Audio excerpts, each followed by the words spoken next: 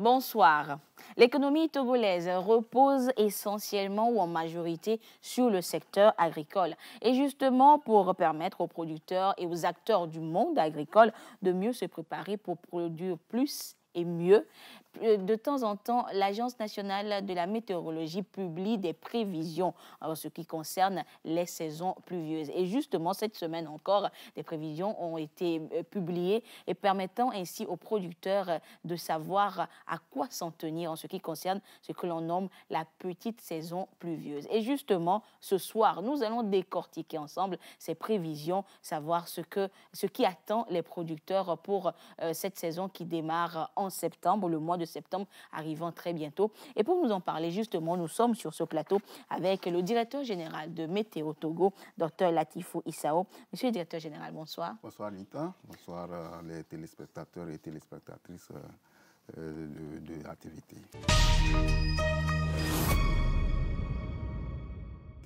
Et merci DG d'être sur ce plateau. Merci beaucoup. Et ce soir, nous sommes essentiellement avec vous. Nous allons passer du temps peut-être pour découvrir un peu comment se déroulent les prévisions, comment se font les prévisions météorologiques et à quoi devront s'attendre les producteurs. Merci beaucoup. Donc, permettez-moi vraiment de remercier sincèrement la TVT qui nous accompagne de tout temps par rapport à la diffusion de nos informations. Donc, vous n'êtes pas sans savoir qu'à chaque jour, à chaque 20 heures après le journal, donc la météo passe pour essayer de donner des informations à nos utilisateurs, les prévisions des 24 heures qui arrivent. Donc c'est l'occasion de remercier sincèrement les autorités de la télévision.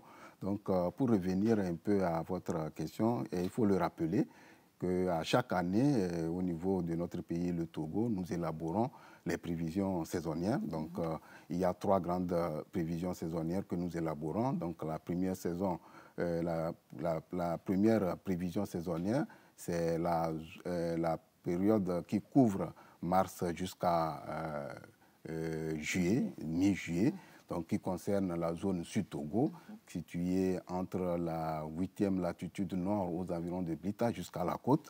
Et la deuxième prévision, la grande prévision, c'est vers le nord. Donc dans le nord, donc il va falloir savoir qu'au niveau de la 8e latitude nord jusqu'à Sikassi, au nord, vers les 11 degrés latitude nord, il y a aussi une zone climatique qui ressemble à celle du Sahel. Donc on fait également cette prévision saisonnière-là pour orienter les populations agricoles qui se trouvent dans cette zone. Et enfin, la troisième prévision, c'est celle que nous avions publiée tout récemment, donc qui concerne la zone climatique sud, donc qui est située sur toute cette prévision-là qui concerne le mois de septembre, octobre et novembre. Donc, signalons que par rapport à la toute première prévision saisonnière de la grande saison, qu'on avait annoncé en début d'année, on avait dit que voilà, cette saison-là doit démarrer beaucoup plus tard et terminer beaucoup plus tôt. Et c'est ce qu'on a vécu. Et déjà vers le mois de juin, déjà dans la dernière décade du mois de juin, les pluies ont déjà se sont arrêtées. Et c'est ça qui a anticipé l'arrivée de ce que nous appelons communément la mousson au niveau de notre pays, surtout sur la côte. Donc, au niveau de la zone nord, on avait essayé aussi de faire la prévision qui avait concerné la zone que je viens de délimiter. Et cette période-là se situe entre avril et puis jusqu'au mois d'octobre, voire mi-novembre. Donc, au niveau de cette prévision, on avait vraiment signalé que les pluies vont commencer beaucoup plus tard aussi et terminer beaucoup plus tard. Donc là, on s'est dit que voilà, à ce niveau, les pluies qui se sont arrêtées un moment vont reprendre à partir de septembre et on aura quelques pluies qui vont arroser la zone nord. Et d'ailleurs, hier, avant-hier, on en avait reçu quelques pluies dans les savanes, c'est-à-dire Dapaon et puis Mango, voire Kara. Donc, pour la prévision de la zone Sud-Togo qui concerne la petite saison des pluies. Donc c'est cela qu'on a eu à convier à une conférence de presse la dernière fois par rapport à la diffusion de ces résultats. Donc on a eu à rassembler les responsables des médias pour qu'on puisse leur mettre à leur disposition ces résultats pour faire large diffusion auprès des populations agricoles au niveau du Sud-Togo. Donc par rapport à ces résultats, il y a par rapport aux tendances, donc il y a des tendances qui se sont dégagées, tendance en ce qui concerne les cumuls, tendance en ce qui concerne les directives, les informations agro-météorologiques et les tendances concernant les écoulements, parce qu'à tout moment, quand on fait des prévisions, on fait un clin d'œil aussi au niveau de nos différents bassins pour voir leur comportement au cours de la saison. Et après, on a pu donner quelques conseils à avis par rapport à ce que les populations agricoles doivent essayer de faire. Donc, revenons par rapport à ces prévisions concrètement. Qu'est-ce qu'elles disent au niveau de la zone Sud-Togo? Il va falloir dire qu'au niveau de cette zone Sud-Togo, par rapport au cumul, on aura un cumul qui va aller d'excédentaire à normal. Quand on parle d'excédentaire à normal, il faut l'expliquer. Il faut l'expliquer. Voilà. La normale, au niveau météorologique, c'est une normale, une moyenne pour les 30 dernières années. Donc, par rapport à cette normale ou bien cette moyenne des 30 dernières années, on essaie de voir si la quantité de pluie qu'on va recueillir sera en deçà ou au-delà, au-dessus de cette moyenne-là. Donc, c'est ça qui nous permet de dire que voilà, si c'est en deçà, cela voudra dire que c'est déficitaire. Donc, cela voudra dire qu'on n'aura pas assez de pluie et on n'aura pas une bonne campagne agricole. Maintenant, quand elle est au-dessus de la normale, donc on se dit que voilà, on aura des pluies, des bonnes pluies, et pourquoi pas, des fois même entraîner voilà, des trop, et qui entraînent des fois des débordements qui sont néfastes, surtout au niveau des zones les plus vulnérables. Donc, pour le mois de septembre, octobre, novembre, donc les tendances nous disent que voilà, on aura une situation qui va aller de excédentaire à normal. Donc voilà un peu en ce qui concerne les cumuls. Voilà. Donc maintenant, au niveau des informations agrométéorologiques, il va falloir dire qu'à ce niveau, on a 3 informations. Donc la toute première information, c'est le début. La deuxième information, c'est la fin. Et la troisième information, c'est les poches, c'est-à-dire les pauses de pluie qu'on va rencontrer au cours de ces 3 mois où on aura à avoir des pluies.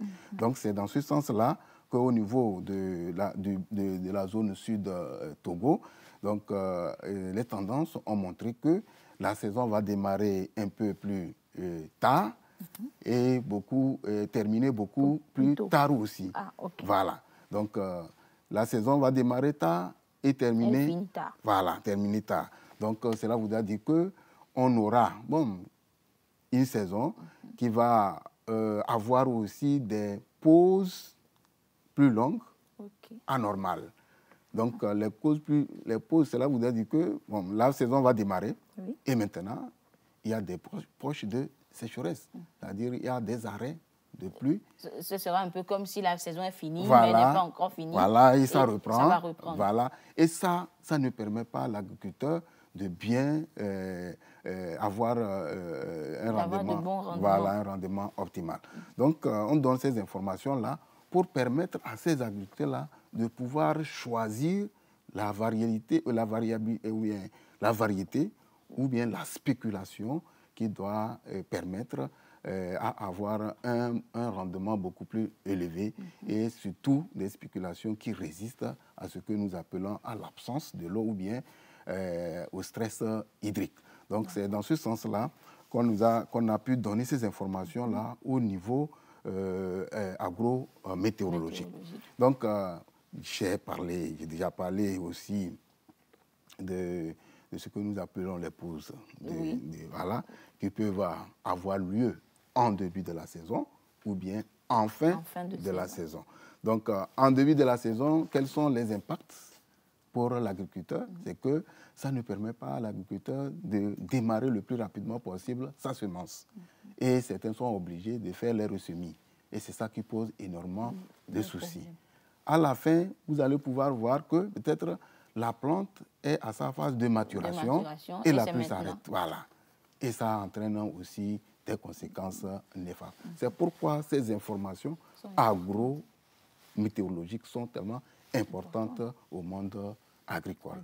Donc nous essayons de faire ces prévisions-là et nous mettons ces prévisions, ces informations à la disposition de ces agriculteurs à travers plusieurs canaux qu'on peut peut-être après tout lister ici. Donc, au niveau des écoulements, il faut aussi faire un clin d'œil au niveau des différents bassins.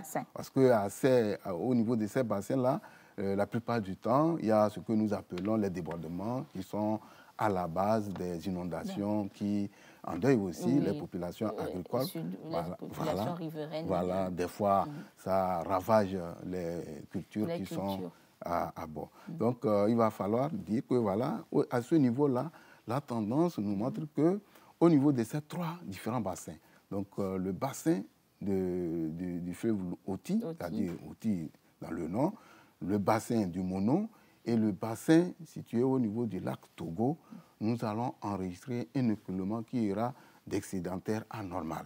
Donc, cela voudra dire qu'on aura un peu d'excès d'eau et cet excès d'eau-là va pouvoir entraîner des débordements. Donc, voir toutes ces informations, donc on est obligé d'aller vers des avis et conseils. Donc, il faut donner quelques conseils aux agriculteurs, il faut donner quelques conseils aux gestionnaires de l'eau et il faut donner quelques conseils aux gestionnaires des risques et catastrophes. C'est dans ce sens-là que nous élaborons aussi au niveau de cette prévision-là, nous élaborons les avis et conseils qu'on met à la disposition de nos utilisateurs. Donc, au niveau des agriculteurs, c'est conseillé que les agriculteurs puissent utiliser ce que nous appelons les variétés, les spéculations de cycles courts, c'est-à-dire celles qui vont pouvoir être à terme avant que la saison ne finisse. Voilà. Et en dehors de ça, il y a aussi d'utiliser les spéculations qui résistent au stress hydrique. Donc, même s'il y a des pauses, donc ces spéculations peuvent se développer. Donc, voilà. Et puis, par rapport au bassin, c'est bien évidemment de vraiment conseiller les populations de ne pas vraiment... De faire attention. Nous allons revenir en détail justement sur ces conseils-là pratiques pour chaque acteur. Mais tout à l'heure, vous parliez quand on parle de prévision, de cette tendance à ce que la saison commence un peu plus tard et finisse un peu plus tard. Alors, si on va dans le concret, si on prend le mois de septembre par exemple, et qu'on dise que la saison commence un peu plus tard, c'est quand par exemple? Voilà, selon le normal, c'est-à-dire calculé statistiquement au niveau de nos différentes stations, à partir desquelles nous collectons les données, les informations avant d'aller faire la prévision.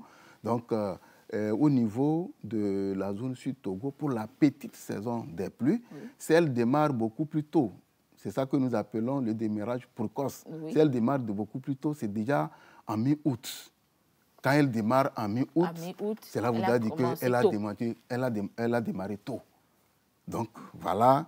Donc, les populations agricoles qui ont déjà aménagé leur terrain, quand ils mettent en même temps les cultures, vous allez voir que même ceux qui veulent faire du riz, ceux qui veulent faire du maïs à cycle long, vont pouvoir réussir. Cela voudrait dire que la saison a démarré beaucoup plus tôt.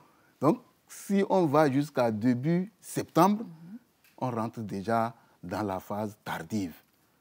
Voilà pour la petite saison des pluies au sud Togo.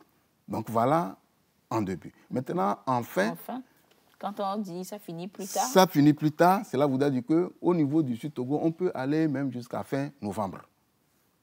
Voilà. Donc, si ça finit plus tôt, cela voudrait dire que mi-novembre, presque la saison s'est arrêtée.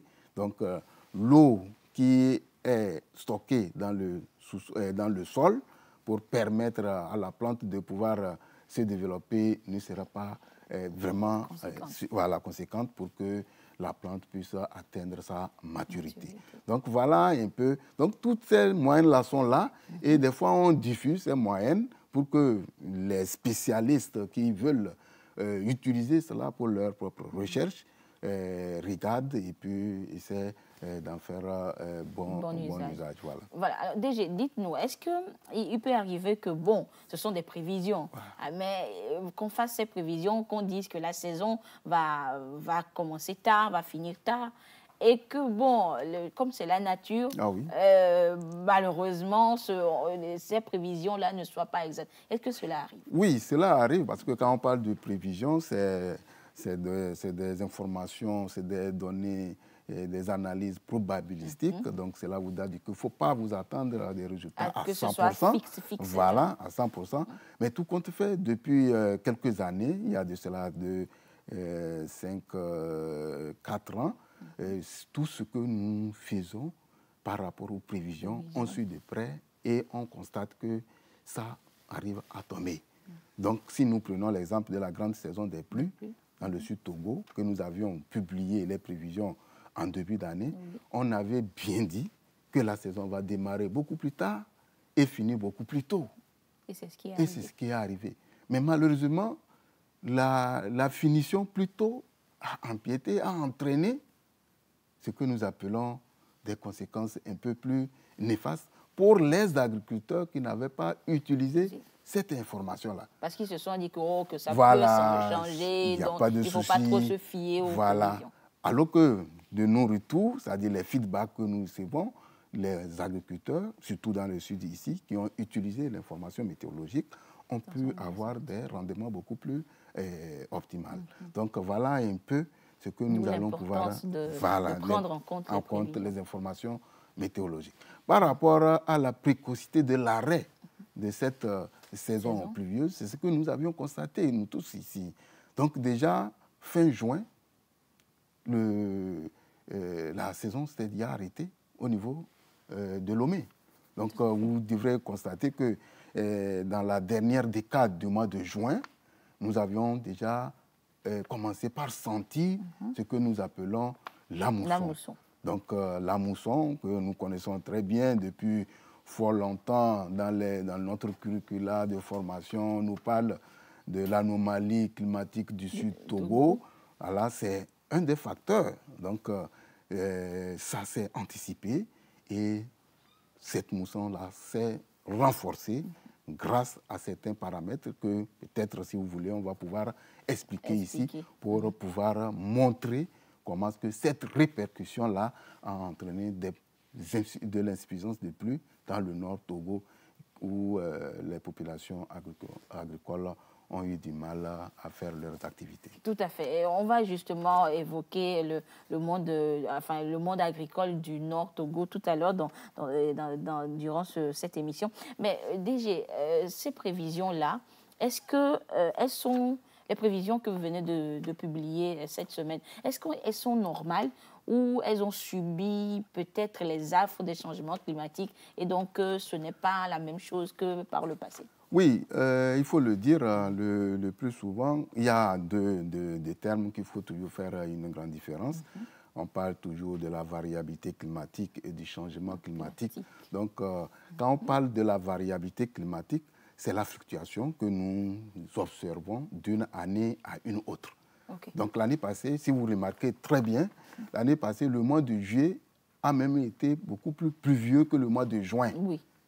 Et cette année, le mois de juillet n'a même pas obtenu une quantité de pluie comme ça tellement optimale.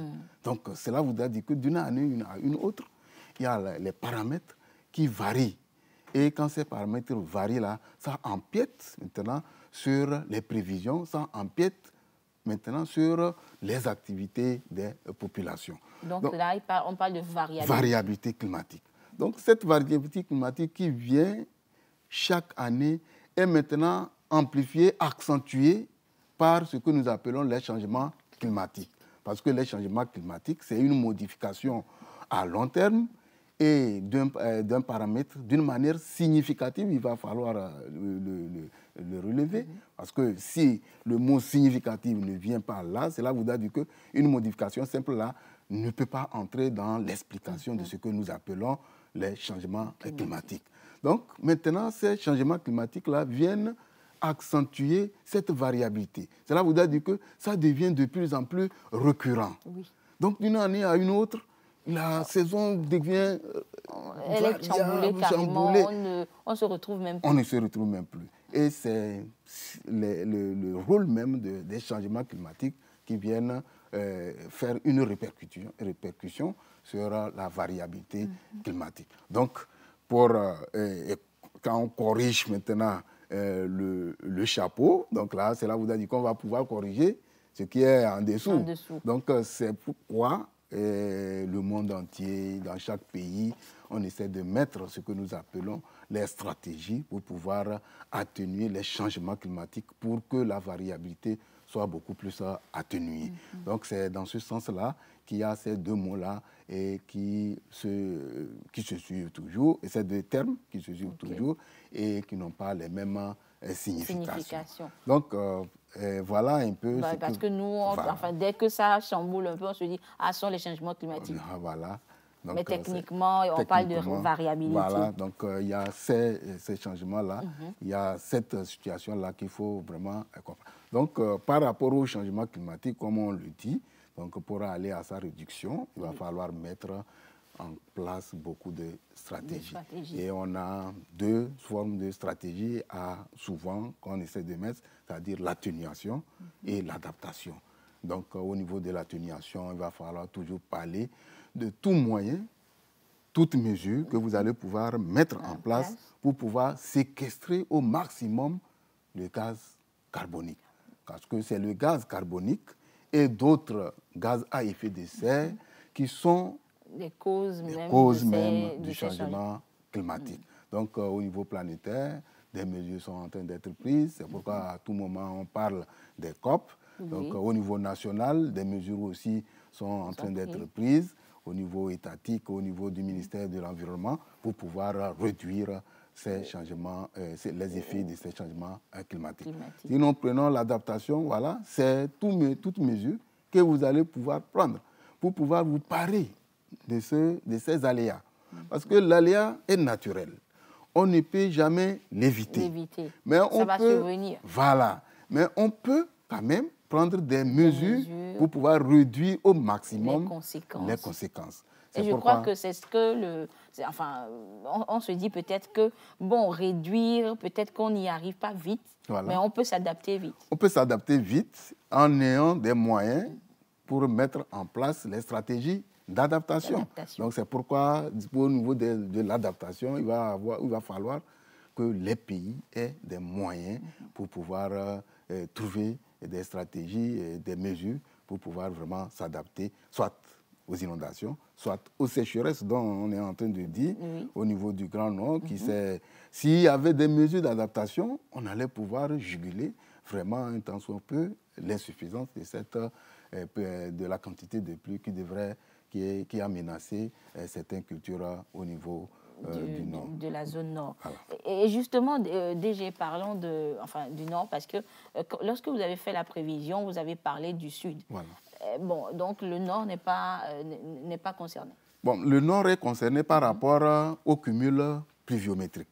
Mais maintenant, par rapport au conseil, au niveau de la phase agrométéorologique, le Nord n'est plus concerné. Parce que dans le Nord, la période qui reste pour la pluie ne suffit plus pour pouvoir mettre une spéculation qui pourra avoir un terme vraiment normal. Donc c'est pourquoi pour les petites saisons, ça se limite seulement que dans le sud Togo.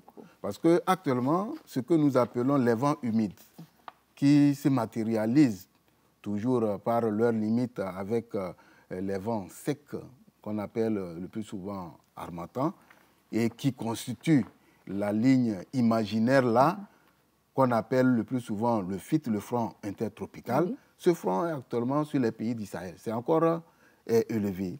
Actuellement, c'est autour de 22, 22,5, c'est-à-dire 22 degrés 50 de latitude nord.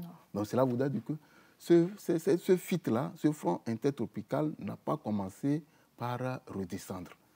Donc quand ce FIT va commencer par redescendre, là nous allons avoir quelques pluies dans le nord et maintenant le reste des pluies, c'est au niveau du sud Togo, et les populations qui ont déjà préparé leur terre peuvent rapidement commencer par mettre les spéculations qu'ils veulent. Jusqu'à ce que nous allions au mois de novembre, voire décembre, où le FIT va plonger en mer, où tout le pays sera concerné que par les vents de Harmattan, c'est-à-dire les vents du nord-est, qui sont chargés de poussière et secs, avec une fraîcheur vraiment nocturne et matinale. D'accord. Alors, DG, nous parlons du nord, nous restons dans la zone nord, justement, et pour évoquer, parce que je n'y avais pas pensé avant le début de cette émission, mais c'était une bonne occasion que vous l'ayez soulevé, parce que j'échangeais avec,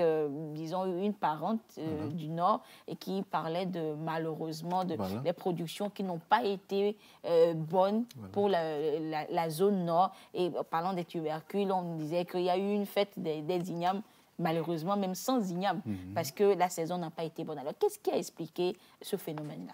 Oui, je l'ai tantôt dit que cette année, la mousson, communément on appelle, c'est ça qui est ce que nous appelons les vents du sud-ouest, c'est la mousson. Donc, la mousson a anticipé sa présence sur la côte. Et cette précocité est due à ce que nous appelons l'arrivée des courants marins froids de Benguela qui, au large de la côte togolaise, en profondeur, font remonter ce que nous appelons l'eau froide.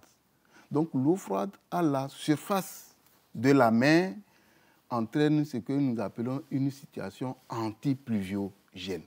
Antipluviogène, cela vous dire qu'il n'y a pas de pluie. Pourquoi? Parce que des conditions ne sont pas réunies pour que la pluie puisse tomber.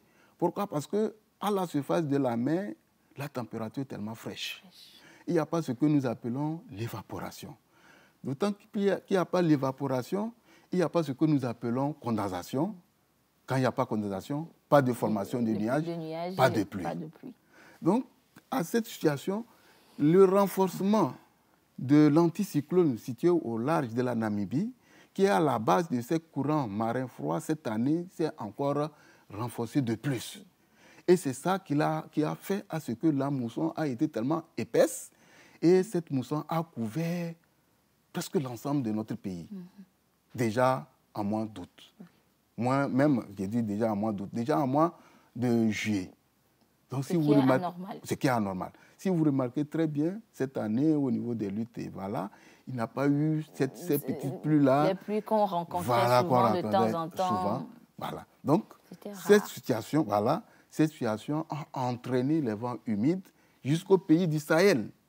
Donc, étant stagné au niveau du pays du Sahel, des pays du Sahel, tels que le Burkina, le Niger, le Mali, le Sénégal, ces pluies ont entraîné ce que nous appelons des quantités énormes qui ont entraîné des conséquences néfastes. Si nous prenons l'exemple du Niger, ils ont enregistré près d'une centaine de morts, avec près de 30 000 hectares dévastés par rapport aux dégâts enregistrés. Donc cela vous a dit que c'est cette situation, et c'est une situation que nous pouvons qualifier de circulation générale de l'atmosphère. C'est ces flux-là, Harmattan-Mousson, qui génèrent ce que nous appelons le climat au niveau de la zone ouest africaine. Donc voilà un peu la situation qui est prévalue dans le nord. Donc dans le nord, comme il n'y a pas de ces pluies très conséquentes qui vont pouvoir permettre surtout aux agriculteurs du maïs, la spéculation du maïs, pour pouvoir évoluer, ça a entraîné vraiment des conséquences très néfastes. Donc il y a certains même qui ont dû arracher, vous voyez, les photos ont circulé, voilà, ils ont dû arracher quand on arrache, cela voudrait dire qu'il faut redémarrer à zéro.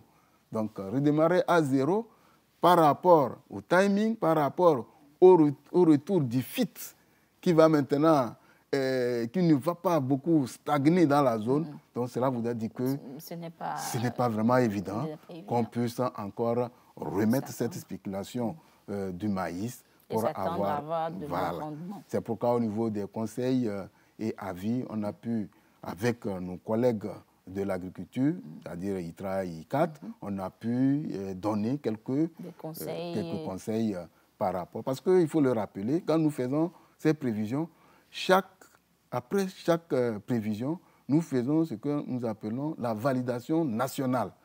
Donc, par rapport à la validation nationale, toutes ces institutions techniques au niveau du pays sont invitées et ensemble, nous essayons de voir les résultats issus de ce que les météorologues ont obtenu et à partir de ça, avec chacun pourra s'en servir, décide, ITRA, ICAT, tous, ils vont donner leur avis par rapport à ces informations et maintenant nous orienter par rapport aux spéculations qu'il faut utiliser. Et c'est là, à partir de cette situation, qu'on commence par faire la sensibilisation à travers les médias, à travers les réseaux sociaux, tous les canaux pour pouvoir atteindre les populations. Les producteurs. Alors, DG, cette situation qu'on a vécue dans le Nord Togo, est-ce que les prévisions en avaient parlé?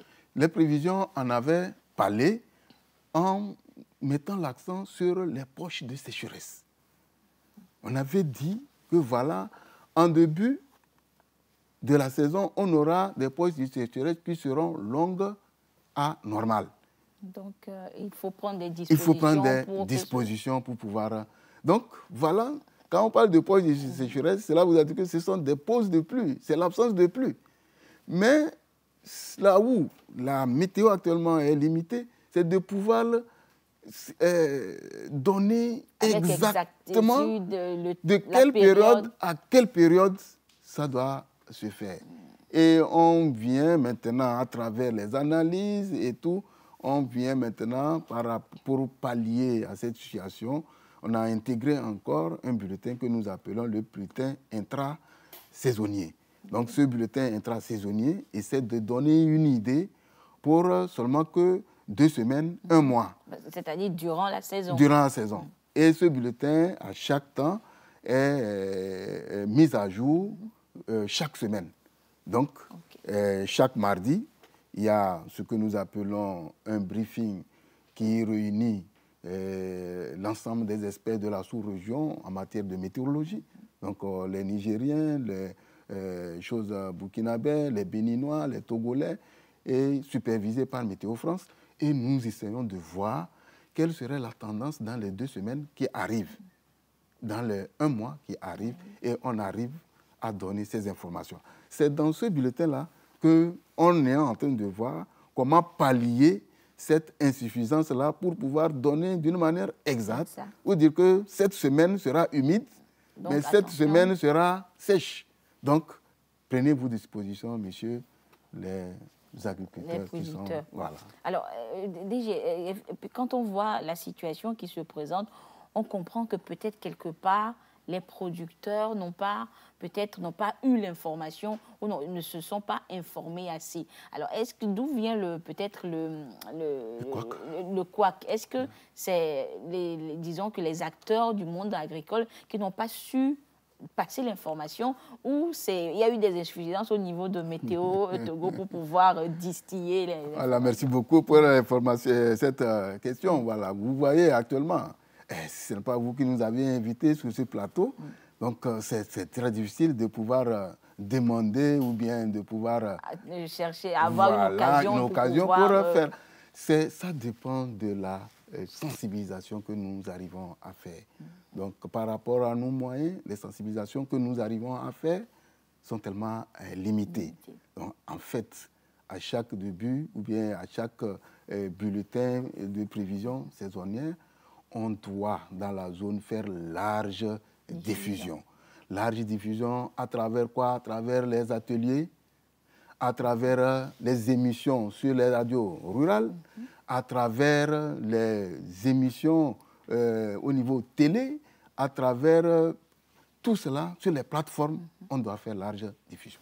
Et n'oubliez pas quelque chose, nous sommes dans une zone où nous, en tant qu'Africains, on n'a pas vraiment, depuis fort longtemps, intégré ce que nous appelons l'utilisation de l'information météorologique. Météo, voilà. On n'a pas cette culture. On n'a pas cette culture-là.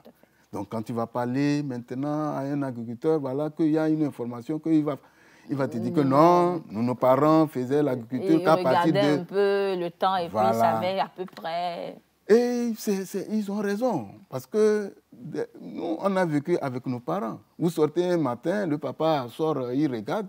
Il va plus regarde que, voilà, les enfants mettaient les paniers là dans la chambre, donc on va rester, parce que la manière dont le soleil... Et puis la pluie là qui vient, elle sera une grosse pluie. Voilà, donc, et c'est vrai, dans quelques instants, vous allez voir que le ciel se noircit et puis c'est la pluie.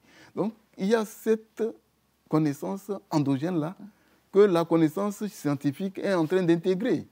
Donc, ces paysans-là, étant habitués à cette connaissance endogène, sont un peu réticents, mais on fait des efforts. Et quand on a commencé par faire des efforts, il y a certaines populations, certains agriculteurs ont commencé par intégrer cette information. Et encore actuellement, avec la mutation climatique, nul ne peut se mettre à l'abri de ces aléas-là. Donc il va falloir essayer de prendre en compte les orientations du monde scientifique pour essayer d'intégrer cela à la connaissance endogène que nos parents ont déjà. Et maintenant, les connaissances endogènes que les scientifiques essaient aussi d'intégrer cela pour pouvoir avancer et s'en sortir par rapport à ces aléas climatiques qui deviennent de plus en plus récurrents. Donc, l'idée aujourd'hui, ou bien le mieux, l'idéal, c'est que les producteurs puissent aller vers l'information, s'informer assez. Voilà, donc, sur un certain nombre de projets, nous sommes en train aussi de faire cet effort-là pour pouvoir aller aussi vers... il y a certains producteurs qui viennent à nous, mais nous aussi, on a cette obligation-là d'aller vers. Donc, actuellement, il y a déjà un projet pilote qui permet de pouvoir informer la population rurale c'est-à-dire directement à son lieu d'activité.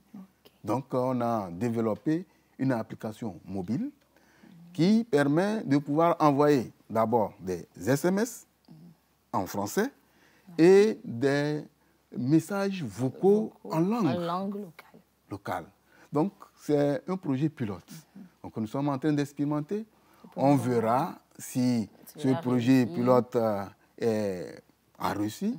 Donc, on va voir comment on va pouvoir pérenniser et essayer d'intégrer une grande masse, beaucoup de localités pour que l'information puisse passer à tout moment. Voilà. Et déjà, vous travaillez également avec les chefs traditionnels, les communautés locales. Ah oui.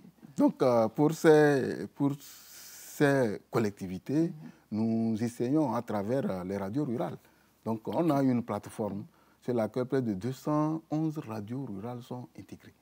Chaque matin, nous publions les bulletins. Chaque soir, nous envoyons les bulletins. Et certaines radios même reprennent ces informations-là en langue. Voilà. C'est comment la radio Lomé et radio Kara le font. Donc, tous, ils sont intégrés sur cette plateforme. Tout ce que nous envoyons, rapidement, ils relaient en langue. Et pour pouvoir atteindre tous les voilà. Et depuis quelques moments, nous avions commencé par délocaliser nos formations, nos ateliers. La plupart du temps, la plupart du temps, c'était à Lomé ou bien à Palimé, à Tapamé. Et maintenant, on va même. On était allé à Bassa, on était allé à Abadou, on était allé à Anié. Voilà, donc c'est pour être beaucoup plus proche des collectivités locales, surtout les chefs traditionnels. Quand on va, c'est les chefs traditionnels qui sont les premiers à être invités. Donc ils sont là, ils nous écoutent, ils sont tellement intéressés. Si nous prenons l'exemple du préfet de Kara que je salue de passage, chaque temps qu'on va à Kara, il est tellement intéressé par notre activité. Il vient, et des fois même il suit toute une présentation et pour pouvoir mettre en place des stratégies pour relayer et puis donner des instructions au niveau des populations agricoles. D'accord. Alors, déjà, moi, je m'en vais vous poser cette question que, bon, peut-être que je me fais le porte-parole de tout cet Togolais-là, parce que très souvent, quand on publie les prévisions météorologiques, après on va dire, oh non, météo Togo montre trop, les prévisions ne sont pas exactes et tout. Alors, est-ce qu'il vous arrive d'avoir ces retours-là, de gens qui se disent que les prévisions ne sont pas exactes, que souvent on dit qu'il va pleuvoir, il ne pleut pas, des fois on dit qu'il va faire soleil et puis il pleut? Oui, donc est-ce que c'est le propre de Météo Togo ou toute météo? Non, bon, il faut le dire, hein, toute météo est vraiment appelée à rencontrer ces genres de choses. Si nous prenons l'exemple de Katrina en 2005, tout à fait. Katrina en 2005, avec tous les moyens possibles que les États-Unis ont, ils n'ont pas pu éviter les dégâts. Donc, ils voyaient ce cyclone-là qui avançait, qui s'amplifiait. Mais ils n'ont pas pensé que cela était... Qu'est-ce qu'ils vont pouvoir faire? Ce sont des trucs qu'on appelle des phénomènes naturels. Les phénomènes naturels, on ne peut jamais l'arrêter, on ne peut que l'atténuer. Donc, ce sont des trucs que nous recevons à tout moment. Les journalistes, les populations agricoles. Ce qui est maintenant intéressant est que la météorologie est une science passionnante. Très passionnante. Quand j'explique les choses comme ça, les gens sont tellement intéressés. Oui, on découvre des choses. Voilà. Avec les étudiants, quand on demande les discussions, ils sont tellement intéressés. Quand ils viennent pour des stages à notre niveau, tout ce qu'on explique, ils sont tellement intéressés. Mais c'est une science la plus compliquée. La plus compliquée parce que c'est à ta place, tout à l'heure même, que ce que tu as donné comme information, la nature va te juger. Si tu as menti ou si tu as raison. Tu me dis que dans 2 heures, il va pleuvoir. Ou bien, 2 heures, c'est quand? On attend 2 heures. 2 heures passent, il ne pleut pas. Voilà, tu as menti. Donc, c'est ce qui nous arrive. Et maintenant, ce qu'on a pu minimiser, beaucoup minimiser, c'est les ratés en matière de prévision. On a vraiment minimisé depuis quelques années. Il y a de cela 3, 4, 5 ans, on a vraiment minimisé. Si je me rappelle très bien, nous, en 2020, on mettait les précisions de nos informations au niveau du taux de 65%. Au niveau du taux de 65%. Actuellement, en 2023, on a fait des rapports, c'est la Météo France, comme je viens de le dire, qu'on fait des briefings dans chaque pays et tout comme ça. La Météo France, dans son rapport 2023, a relevé que nous sommes à un taux de 85% de précision des informations. C'est énorme. Cela voudrait dire que tout ce que nous faisons comme prévision, après vérification, on voit que ça tombe. Mais le commun du mortel, c'est ce que nous disons. Le commun du mortel, s'il ne pleut pas sur sa tête, ou bien devant sa chambre, c'est que, bon, ce que la météo a dit. La météo n'a pas raison. N'a pas raison. Alors que ce n'est pas ça. Parce qu'actuellement, avec la variabilité climatique, dont je viens de donner les définitions, appuyées, accentuées par les changements climatiques, il peut avoir chez toi, pleuvoir chez toi. Et ne pas pleuvoir chez l'autre. C'est le cas au niveau de notre service. Vous connaissez bien notre service. Oui. Au niveau de la météo, il n'y a rien compris. Mais au niveau de Togo 2000, à Foire Togo 2000, juste à côté, il pleut. Inondé. Vous voyez ça. Donc, cela vous dit que c'est ces situations-là que nous essayons de gérer. Et il y a des gens qui nous font des feedbacks. On a un agriculteur. C'est sûr que vous avez des retours, des fois houleux. Des retours houleux pour ceux qui n'ont pas eu l'information attendue.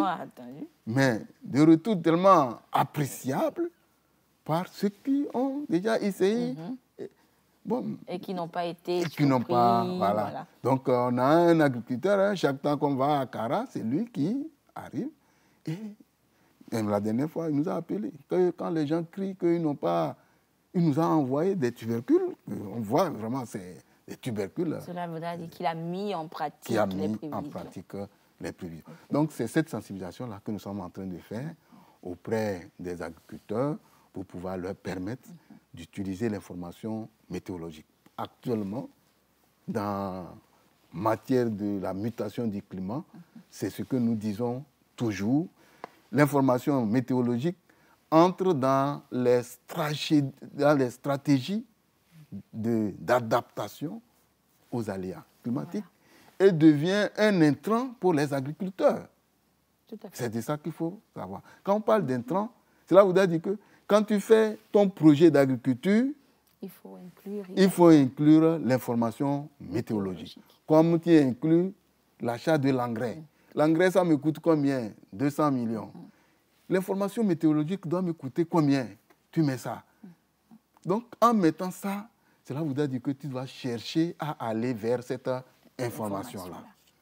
Ou bien, si tu ne vas pas vers cette information-là, si l'occasion se présente que les experts de l'information arrivent dans ta localité, tu vas te donner, c'est-à-dire de l'agenda possible pour pouvoir suivre ce que ces experts-là vont dire. Donc, c'est cette sensibilisation-là que nous sommes en train de faire pour pouvoir vraiment atteindre les populations rurales les plus reculées et pour pouvoir mettre à la disposition de ces informations-là à leur disposition. D'accord. Alors, DG, nous sommes pratiquement arrivés à la fin de cette émission, mais je ne pourrais pas, enfin, on ne pourra pas finir sans que je ne vous pose cette question parce que au sud Togo, nous subissons de plein fouet cette mousson-là qui ne finit pas. On sent qu'on se dit des fois que ça faiblit, ça veut finir, mais ça recommence. Alors, à quand la fin de cette mousson-là? Oui, la fin de cette mousson, bon, nous sommes presque à la fin. Hein. Donc, dans peu de temps, le front intertropical va redescendre avec les vents humides. Et à partir du mois de septembre, nous allons commencer par avoir ce que nous appelons les pluies orageuses, c'est-à-dire les pluies. Depuis le mois de juillet, où tu as encore attendu un tonnerre? Non. Tu n'as jamais entendu ça? Non. Voilà. Donc, c'est quand la rencontre du vent humide et le vent sec se retrouvent. Il y a ce que nous appelons le tourbillon, la convection. Et c'est dans cette convection-là qu'il y a ce que nous appelons les éclairs et les tonnerres, qui constituent ce que nous appelons dans notre jargon l'orage. Donc, dans peu de temps, vous allez commencer par attendre ces orages-là. Donc, cela vous dit que la mousson est en train de partir. Mais il faut préciser, quand la mousson vient, ce n'est pas que c'est la mousson a derrière elle seulement que les effets négatifs. Oui, non, et ça fait du bien. Voilà. On dort mieux. Voilà, c'est la période la plus optimale pour la population à Lomé de pouvoir bien dormir. Oui. On utilise moins l'électricité aussi parce que les ventilos sont posés. Voilà. Et selon les études, les recherches faites, c'est après la mousson à Lomé que le taux d'augmentation de grossesse, bah oui, dis donc, il fait froid. En dehors de ça, l'arrivée de ces courants marins qui font remonter cette eau froide à la surface fait en même temps remonter ce que nous appelons les planctons. C'est-à-dire ces planctons-là sont des éléments nutritifs pour les poissons. Et c'est pourquoi, à cette période, sur la côte, les pêcheurs sont aussi... Ils sont contents. Donc, voilà un peu quelques points positifs de la mousson. Mais, donc, pour ceux qui en bénéficient, dans peu de temps, on tire vers la fin de la mousson. La bonne période va s'achever. Et maintenant, les gens vont commencer par réutiliser leur climatisation. Les gens vont commencer par avoir la chaleur quand on va démarrer avec le mois de septembre. Qui va avoir l'arrivée de ces pluies-là. D'accord. Voilà. Alors, DG, avant de vous laisser repartir, après tout ce que nous avons dit sur les prévisions pour la petite saison des pluies, alors un message, un conseil à l'endroit du monde agricole, un message à l'endroit des populations elles-mêmes. Oui, comme vous l'avez si bien dit, un message, c'est en fait... Parce qu'on a fait un zoom sur l'agriculture, c'est pourquoi on s'est adressé seulement que sur le monde agricole. Parce que Quand vous regardez très bien, la météo, c'est une science transversale. Oui. Et si vous voyez notre statut, nous sommes une agence au niveau du ministère du Transport. Ce n'est pas anodin que nous sommes au niveau du ministère des Transports, parce que près de 60% de nos informations vont directement au niveau du secteur des transports, surtout transport aérien, transport maritime et transport terrestre. Oui. Maintenant, les 40%, 30% maintenant vont au niveau de l'agriculture et les 10% dans les autres secteurs. Donc, cela voudrait dire que l'information météorologique est importante au niveau de tous les secteurs socio-économiques.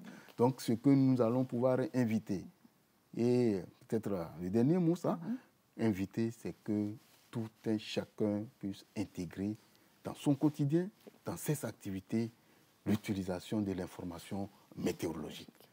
On l'a souvent dit, un jour viendra, quand tu vas vouloir scruter le ciel, tu vas payer parce que l'information là est nécessaire pour toi, nécessaire pour tes activités et il va falloir mettre des moyens pour accompagner. Donc voilà un peu. Et sinon, c'est de remercier encore une fois les autorités qui nous accompagnent de tout temps par rapport à... On était érigé en agence l'année surpassée, en 2022. C'est grâce à la bonne volonté des autorités qui ont vu l'importance maintenant de la météorologie dans le contexte actuel des changements climatiques. Donc nous sommes en train d'aller vers une autonomisation qui va nous permettre vraiment de pouvoir avancer et renforcer les infrastructures, renforcer l'élaboration des informations météorologiques pour le bien et atteindre ce que nous appelons l'alerte précoce pour tous. Donc, tout le monde doit avoir l'information pour pouvoir l'utiliser et essayer de prospérer son activité. Merci beaucoup, Dr Latifou Issao. Je rappelle donc que vous êtes le directeur général de Météo Togo, le directeur donc, qui était avec nous ce soir pour nous parler justement des prévisions météorologiques en ce qui concerne la petite saison des pluies. Merci à vous, chers téléspectateurs, de nous avoir suivis et nous espérons que vous avez pris bonne note de l'importance justement de s'informer, de l'importance de ces informations météorologiques, aussi bien pour le monde agricole, on l'a compris, que pour tous les citoyens togolais de tous les secteurs d'activité. Merci à vous de nous avoir suivis et l'autre rendez-vous est pris pour vendredi prochain pour un autre thème au cœur de la nation. Bonsoir. Merci.